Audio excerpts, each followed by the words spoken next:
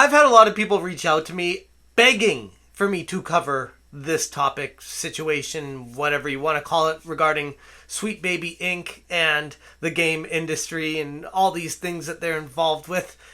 And I started doing some research on it, and holy crap.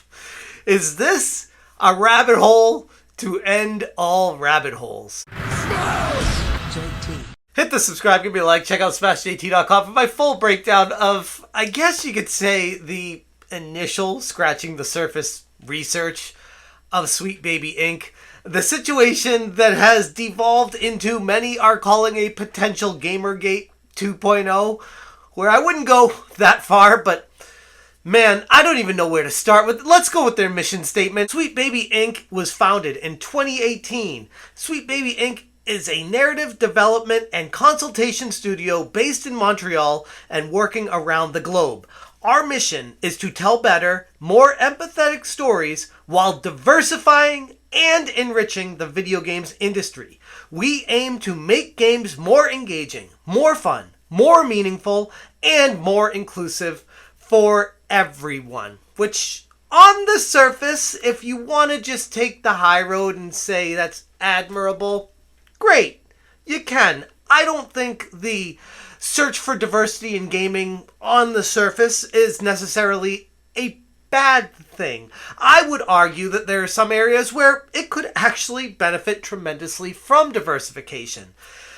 The problem comes in when money gets involved, and that is the root of all evil with this stuff. Sweet Baby Inc. is one of those companies that has benefited from ESG, and two of the biggest investment firms out there, BlackRock and Vanguard, with trillions of dollars pumping into ESG corporations, which, again, I'm just going to scratch the surface with this video, because if I start diving into these rabbit holes on each thing I'm going to talk about, I mean, you could base an entire YouTube channel off of this stuff. It is truly massive. Their portfolio boasts some big heavy hitters in the AAA industry, alongside some smaller titles as well. Some of the big ones that everyone's heard of: Alan Wake 2, Spider-Man 2, the list does go on and on. It's a tremendous amount. And they're partnered with Xbox Studios, Electronic Arts, Valve, Santa Monica Studio, 2K, Ubisoft, Warner Brothers. A lot of large companies have partnered with Sweet Baby Inc. And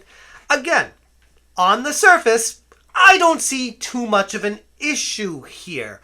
But people are saying that this might actually impact the game narrative for the worse. If you're injecting some woke narrative, some woke politics, and you're making sure that underrepresented cultures are being represented more, you might be doing it for the wrong reasons, just to get your angle and perspective into a game instead of focusing on, I don't know, the game. But I'm not going to focus too much on that stuff in this video.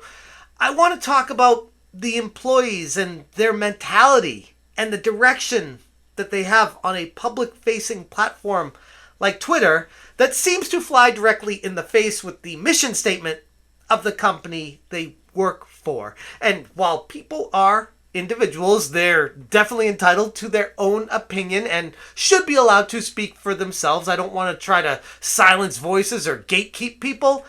At the same time, if your perspective and your mentality completely flies in the face of what your organization says it sets out to do, I feel like there's a little bit of a conflict of interest there. Recently, something that's come up that isn't really on the surface a big deal became the Barbara Streisand effect huge deal when corporate employees of Sweet Baby Inc. took issue with a Steam curation group. The Steam community group, Sweet Baby Inc. Detected, was created to let people know if a game is involved with the company Sweet Baby Inc., which curates a few games together and says, okay, this game, this game, this game. They were all touched by people who work at Sweet Baby Inc. and people who might have political views or stand against what Sweet Baby Inc. is doing deeper if you dive further into it, and they just don't want to support them well within their right. They could use this group as a resource to say, okay, I get it, your game is decent, whatever. I don't want to put my money and encourage this situation to perpetuate into something and create a snowball effect becoming much bigger down the line. So I would look at this group and say, okay, those aren't the games that I want to participate in because I don't want to perpetuate this madness. Chris Kindred, a employee at Sweet Baby Inc., took issue with this Steam community on Twitter and said, anyway, report the out of this group, and linked the Steam community group Sweet Baby Inc. detected, which is kind of strange because it wasn't that well known. People weren't really talking about it or making a big deal out of it until someone who worked at Sweet Baby Inc. brought attention to it and said, this is bad. Get rid of this. Cancel this. By the way, that's a narrative that seems to keep coming up with these types of people trying to cancel people. But again, let's go back to what Chris Kindred said on Twitter, and he continued. And report the creator, since he loves his account so much. This hatred, anger burning inside of Chris Kindred. He was so upset, or she. I don't know, holy crap. I didn't do any research on who you are and what your gender and what you identify as.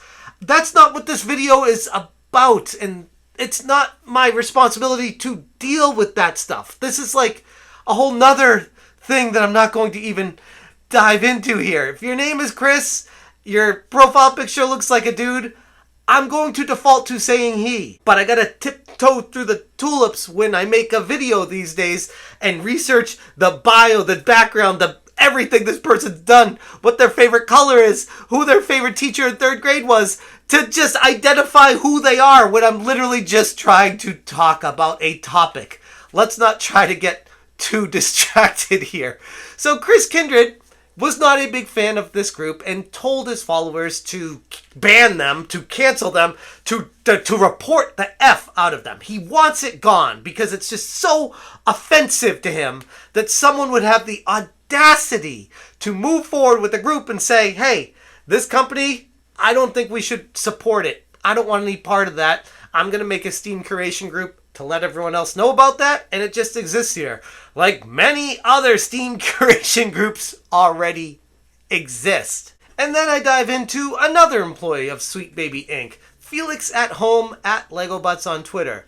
For example, Steam doesn't have guidelines for curators, as far as I can tell, that would prevent someone from starting a curation group that focuses on, say, Sweet Baby Inc. and warns people not to buy games they're associated with, which could list any game at all, to which they got community noted saying that the curator uses Sweet Baby Inc.'s website as their source, and it should be noted that Lego Butts also works for Sweet Baby Inc.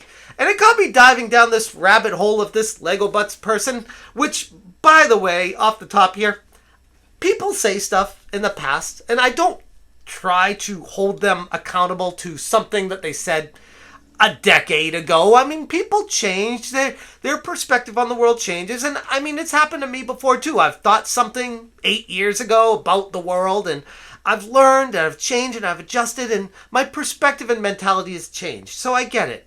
But you look throughout the history of this person, and they've constantly displayed a hatred for white people that can only be described by their own Twitter messages. Starting back a decade ago, had a nightmare that I was a white male gamer. And then they go on to say, pay me to shoot down your white male lead game ideas. Now granted, these are from 2014, a decade ago. But people change, right? 2019. I just had a thought about trying this again with a photo of a young white person about to be ripped open, but I'm betting folks would immediately flag it as traumatic, and I'm guessing the image would get taken down before responses accumulated. And then on February 12th, 2024, I usually get grossed out when straight, white, rich people kiss, but even I think those two are pretty cute. It's weird to have this many tweets pointing out white people. Like, it's like a negative thing, like white people and a negative thing attached to it. Like, maybe a one-off? I don't even know if that's acceptable, but at least you could be like, oh, they were drunk, or you're missing the full context, or yeah, something like that where you could excuse it. But if there's a history constantly over and over about hating white people, and then this person works at a company for narrative design to make sure inclusion is important and something that is part of the games that they work on with the narrative design, I can't help but think there's a little bit of bias there to make sure that white people aren't represented as much as they should be, or that other races and nationalities are being propped up way beyond what they should be and making the white people look way worse. And I say that as someone who tries their best to include everyone and feels like everyone should have an even playing field. And when I see stuff like this, it just irks me to the nth degree. And no, I'm not setting out to try to cancel these people. I'm just showing their hypocrisy on how they try to hold other people accountable for being just as bad or far worse in many cases in their own personal lives. It's ironic how the people who try to show a flashlight and point it at other people to expose them are the ones that are actually trying to hide something the most. And none of this even touches upon that Kotaku article, which is just right in line with Kotaku and the weirdos that they keep hiring over there to justify this hatred and to act like the people who are calling it out are the bad people and that they're somehow untouchable and on this throne where they can point at other people and no one can say anything against them because they're a marginalized group or something like that. When at the end of the day, all people want, I'd like to think, is a fair playing field. And I feel like stuff like this does tip the scale way out of balance. Sometimes progress can be made, but oftentimes when money gets involved, it tips the scales way too deep. That's my initial overview. I'm not going to dive any further. This would be like a 6-hour video if I dive any deeper into Sweet Baby Inc.